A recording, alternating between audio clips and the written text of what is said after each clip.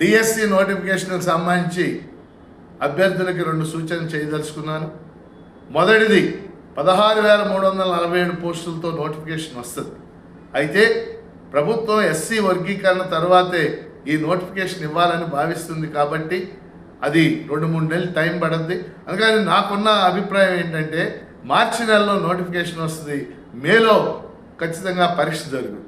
దీనికి అనుగుణంగా అభ్యర్థులు తమ మైండ్ సెట్ తయారు చేసుకోవాలని కోరుతున్నాను.